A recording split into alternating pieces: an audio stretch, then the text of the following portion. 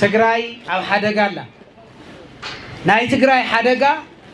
ብህዝባን ብሓድነታን ጥራሕ ይፍታሕ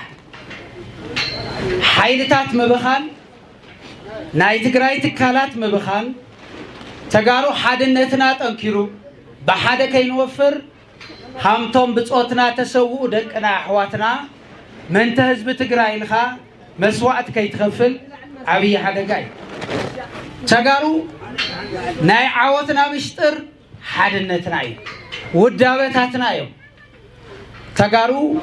ንኻልኦት ተጋሩ ብምርጋጽ ኣቢሎም ለምጽዎ ዓወት የለን ስዋዕትና እንትስዉ ትግራይ ትስዕር እዮም ኢሎም ውጅለይ ስዕረ ይበሉ ውልቀ ሓሳብ ይስዕር አይበሉ ህዝቢ ትግራይን ተጋሩን እዮም ልስዕሩ ስለልኾነ መስዋዕትና ለህዝብ ትግራይን ተጋሩን መስዋዕትና ለህዝብ ትግራይን ተጋሩን ቀዳሞት ብጾት ኣብ ልዕሊ ህዝቢ እንትትኩስ ለዋዕለ የጥፍ ኢሎም የመምሂሮም ህዝቢ ዘኽብር ኩሉ ሻዕ ይዕወት ዓወት ናይ ምሽጥር ናይ ህዝብታት ናይ ህዝቢ ትግራይ ውዳበ ስለልኾነ ስለዚ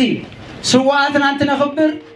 ልምዓት ልምርግጋጽ ቃል ብምእታዊ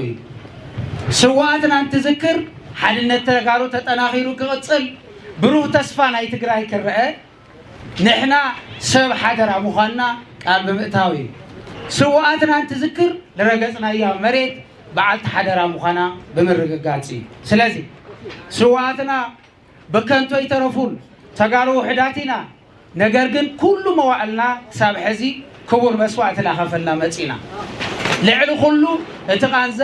ለህዝቢ ትግራይ ለኣዶ ትግራይ ለወላዲ ትግራይ ብጣዕሚ ዓብይ ዓወቶም እንትንርኢ ድማ ልዕሊ ኩሉ ተሓጓስና እዩ ስለዚ ብጾትና ከምዚልና ክነኽብር በብግዚኡ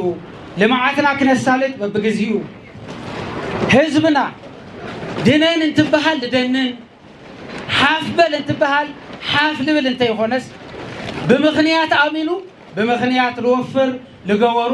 እዞም ስዋዕትና ዛቶም እዮም ክብሪ ሞገስ እዞም ስዋዕትና እዚኦም ህዝብና ህዝቢ ዞባ ደቡብ ህዝብና ህዝቢ ወረዳ ራያ ጨርጨር